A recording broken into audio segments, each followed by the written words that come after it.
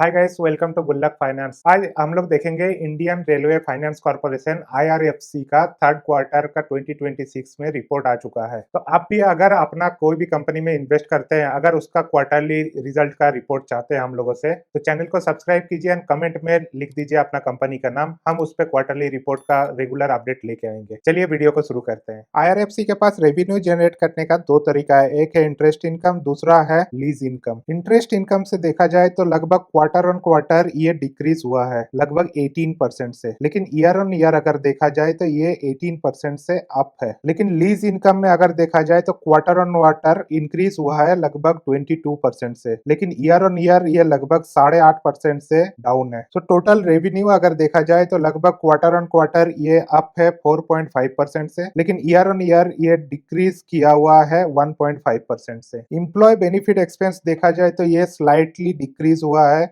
Quarter on quarter, year on year थोड़ा increase हुआ। इसका मतलब ये होता है कि इस क्वार्टर में ज्यादा किसी लोगों का हायर नहीं किया गया या सैलरी इंक्रीमेंट नहीं मिला है। सीएसआर एक्टिविटी देखा जाए तो लगभग सेम ही है, 32 crore quarter on quarter. Year on year थोड़ा सा इंक्रीज हुआ है। ये एक तरह से कंपनी अपना प्रॉफिट का कुछ हिस्सा सोसाइटी का इंप्रूवमेंट के लिए देती है। प्रॉफिट आफ्टर टैक्स देखा जाए तो क्वार्टर ऑन क्वार्टर लगभग 1.4% से इंक्रीज हुआ, वही ईयर ऑन ईयर देखा जाए तो लगभग 10% का इंक्रीमेंट हुआ है। यहाँ पर टोटल एसेट लगभग ईयर ऑन ईयर 3.5% से इंक्रीज हुआ, लेकिन वही लाइबिलिटी भी लगभग 3% से इंक्रीज हो गया। Cash flow from operating activity अगर देखा जाए तो यह पिछले साल जबकि पॉजिटिव में था, ईयर ऑन ईयर वो अभी जाकर नेगेटिव में आ चुका है। Cash flow from investing activity भी नेगेटिव में आ चुका है। Cash flow from finance activity उसमें सिर्फ पॉजिटिव में है, जो कि पहले नेगेटिव में था। तो ओवरऑल इस कंपनी का रिपोर्ट देखा जाए तो ओके ओके है, ना कोई बहुत ज्यादा इंप्रूवमेंट का स्कोप दिख रहा, ना कोई बहुत खराब होने का चांस है। और इस कंपनी का सबसे बड़ा बेनिफिट ये है कि जितने भी ये